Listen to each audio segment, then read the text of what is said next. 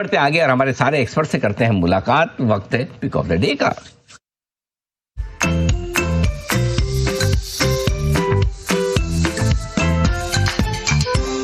सचिन जी सुप्रभात, बनाएं सर अपना पसंदीदा शेयर। Good morning Anil ji, good morning Neha, good morning to all the panelist. Anil ji, यहाँ पर केन्स टेक्नोलॉजीज में एक अच्छा कॉन्ट्रैक्शन हुआ है। कल के सत्र में एक अटेम्प्ट जरूर हुआ था ब्रेकआउट का, बट जिस तरीके से डेटा है मुझे लग रहा है आज फॉलो थ्रू एक्शन थोड़ी सी इंटरेस्टिंग होगी। 3800 के आसपास एक अच्छा बिल्टअप है, तो थोड़ा सा मुझे लग रहा है पुल बैक मिल जाता है तो 3800 के आसपास फ्रेश लॉन्ग पोजिशंस ऐड करने की सलाह होगी। स्टॉप लॉस आपको 3780 पे लगाना है on closing basis. Trading momentum का पहला टारगेट होगा अराउंड 3940 का, पोजिशनल टारगेट होगा अराउंड 4030 का। फ्रेश लॉन्ग पोजीशंस ऐड करने हैं केन्स टेक्नोलॉजी के फ्यूचर्स में। ओके, तो ये है केन्स टेक, जहां पर खरीदारी करने की राय। कल भी स्टॉक में दिखा अच्छा एक्शन और रिएक्शन, आगे बढ़ने की पूरी उम्मीद। आइए स्टॉक जिस पे फोकस करता है आईफल फाइनेंस, वैसे उसका जिक्र हम आज कर ही चुके हैं स्टॉक ऑफ द डे में, लेकिन एक बार छोटी अवधि के लिहाज से इस पर मैं राय लेना चाहूंगी। हमारे साथ सचिन जी हैं। सचिन जी, आईफल फाइनेंस पर आप राय रखते हैं, आज ओपनिंग होगी तो आप खरीदारी करने का मन बना रहे हैं, और अगर हाँ तो आप छोटी से मध्यम अवधि में क्या टारगेट देंगे? मेरा इनफैक्ट मुझे लग रहा है अगर ओपनिंग हो जाती है 650 660 इस पर्टिकुलर जोन में, तो आई थिंक अच्छे संकेत होंगे ब्रेकआउट के। एंड मुझे लग रहा है उसके बाद एक अच्छी कंटिन्यूड रैली, कंटिन्यूड स्ट्रेंथ नजर आ सकती है। 745 तक एक विजिबिलिटी है काउंटर में, तो मुझे लग रहा है यहाँ पर थोड़ी सी बाइंग पोजीशन लेने में फोकस होगा। ऑन द लोअर साइड एक इंपॉर्टेंट सपोर्ट है लगभग अराउंड 612 के आसपास का, वो ब्रीच नहीं होना चाहिए, तो आई थिंक स्टॉप लॉसेस आप वहीं पर प्लेस करें। इसी के साथ करते हैं क्विकली सचिन जी, श्रीराम फाइनेंस पर एक बार राय दे दीजिए।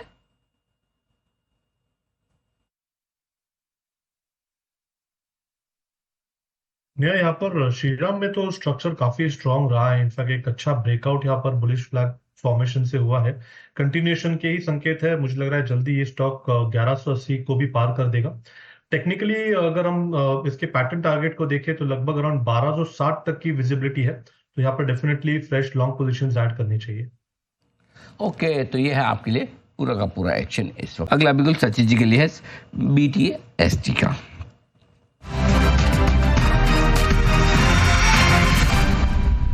सचिन जी बताएं सर।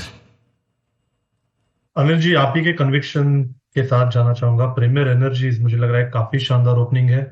1060 के आसपास का हर्डल इसने काफी क्लीन तरीके से निकाल दिया है। जिस तरीके से 60 मिनट्स चार्ट पे एक अक्यूमुलेशन पैटर्न का ब्रेकआउट है, मुझे लग रहा है ये तेजी काफी लंबे समय तक एक्सटेंड हो सकती है। तो फिलहाल तो इमीडिएट मोमेंटम के लिए 1102 के लक्ष्य के लिए फ्रेश लॉन्ग पोजीशंस यहाँ पर चेस करने की सलाह होगी। स्टॉप लॉस आप यहाँ से लगभग अराउंड 1052 पे लगाए ऑन क्लोजिंग बेसिस। पहला टारगेट होगा 1102 का, सेकंड टारगेट होगा अराउंड 1140 का। फ्रेश लॉन्ग पोजीशंस ऐड करने हैं प्रीमियर एनर्जीज के फ्यूचर्स में। प्रीमियर एनर्जीज लगातार बार बार हमारे एक्सपर्ट्स के रडार पर आ रहा है। आइए अब एक बिगुल M6 पे नजर डालिए। 20% की रन अप ये स्टॉक पिछले 2 हफ्तों में ही दिखा चुका है। एक बार सचिन जी M6 पर आप राय दें।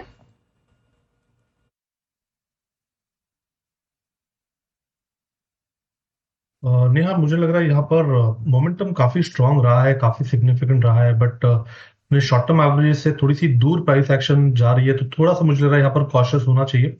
जो इमीडिएट सपोर्ट स्टॉक में नजर आ रहा है वो लगभग अराउंड 3100 के आसपास है, तो मुझे लग रहा है ऑन डिक्लाइन यहाँ पर जरूर खरीदारी की जा सकती है। पैटर्न वाइज जो ब्रेकआउट हुआ था पिछले कुछ दिनों में, मुझे लग रहा है उसके वजह से लगभग अराउंड 3400 तक की विजिबिलिटी जरूर है, बट ऑन अ डिक्लाइन मुझे लग रहा है स्टॉक अक्यूमुलेट करना चाहिए। स्टॉप लॉस आप लगभग अराउंड 3040 के आसपास लगाए ऑन क्लोजिंग बेसिस। ये है आपके लिए राय M6 पे। आइए लेकिन डिप्स पर और धीरे धीरे करके इसमें एंट्री करें, यही सलाह इनकी तरफ से आ रही है। आइए एक बिगुल सचिन जी के लिए BTST।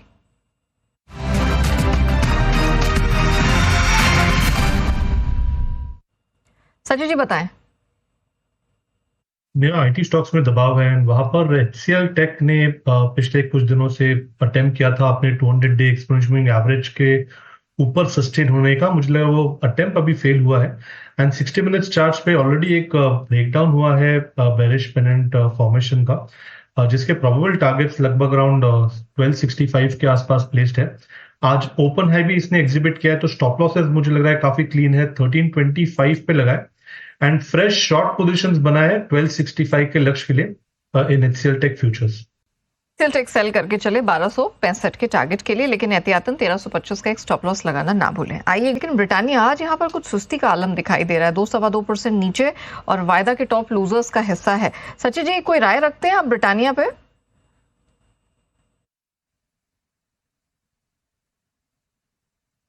नेहा, मुझे लग रहा है थोड़ा सा वेट एंड वॉच करना चाहिए। स्टॉक थोड़ा सा एक कंसोलिडेशन जोन में है।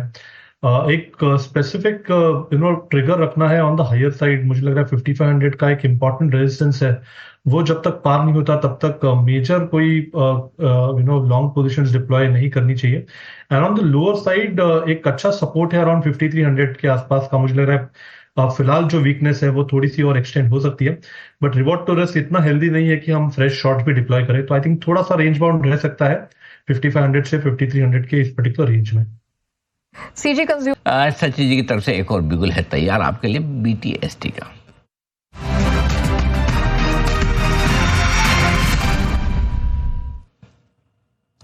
सचिन जी बताएं सर।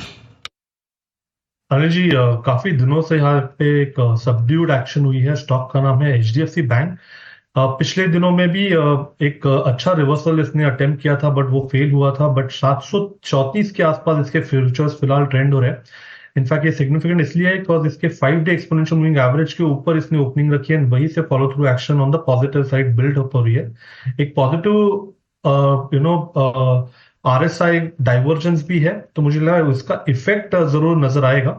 तो एक अच्छा शॉर्ट कवरिंग कैंडिडेट होगा। ऑन द लॉन्ग साइड आपको चेस करना है मोमेंटम HDFC बैंक के फ्यूचर्स में। टारगेट ऑन दी अपसाइड होगा लगभग अराउंड 745 से लेके 750 तक का। स्टॉप लॉस आपको लिहाज से लगाना है 728 पे on closing basis and fresh long positions add करने हैं HDFC बैंक के फ्यूचर्स में। कुछ कन्विक्शन HDFC बैंक में बनता दिखाई दे रहा है। हमारा भी कन्विक्शन था नेहा जी, ऐसा मत कीजिए, हमारा कन्विक्शन मत भूलिए आप। और इसी के बहाने मुझे सचिन जी को धन्यवाद देने का सुअवसर प्राप्त हुआ है। सचिन जी कृपया हृदय से आभार स्वीकार करें, क्योंकि आज सुबह पिक ऑफ द डे के तौर पर हमने HDFC बैंक को पसंद किया। क्यों ना हो, एक अच्छा फंड रेज हुआ है और स्टॉक 5 साल के लो लेवल के आसपास है, 2 साल की लोएस्ट क्लोजिंग मिली है पिछले कुछ दिनों में। तो बढ़िया एक्शन बनता दिख रहा है। मुझे लगता है कि ये लेवल, ये रेंज ऐसे जहां पर रिस्क रिवॉर्ड रेशियो आपके लिए फेवरेबल हो जाता है। एब्सोल्युटली। चलिए बढ़ते आगे। सचिन जी की तरफ से भी एक बिगुल तो नहीं, 10 की कमाई का स्टॉक आ रहा है आपके लिए। सचिन जी बताएं sir. Amit ji, real estate stocks में काफी अच्छी स्ट्रेंथ है। मुझे लग रहा है यहाँ पर KPIL का जिस तरीके से प्राइस परफॉर्मेंस रहा है वो काफी सिग्निफिकेंट है। हाल फिलहाल में ही इसने अपने लाइफ हाई के आसपास थोड़ी सी एक करेक्टिव वेव अनफोल्ड की थी एंड बट उस वेव को खत्म होके 2 हफ्ते हो चुके हैं। वहां से एक अच्छी रिवर्सल बन चुकी है। टेक्निकली अगर हम देखें तो ओवरऑल डेवलपमेंट प्राइस पे हो रहे हैं। सचिन एक बार जरा स्टॉक का नाम फिर से बताएंगे सर। अनिल जी, KPIL में खरीदारी करने की सलाह होगी। 1395 के आसपास फिलहाल इसकी प्राइस एक्शन है। स्टॉप लॉस आपको लगभग अराउंड 1220 पे लगाना है on weekly closing basis and stock को अक्यूमुलेट करना है 1950 से लेके 2200 के लक्ष्य के लिए। फ्रेश लॉन्ग पोजीशंस ऐड करने हैं KPIL के काउंटर में। ओके, कल तरु प्रोजेक्ट्स ये है वो स्टॉक्स जो पसंद आता हुआ 10 की कमाई में निवेश के तौर पर आपके लिए।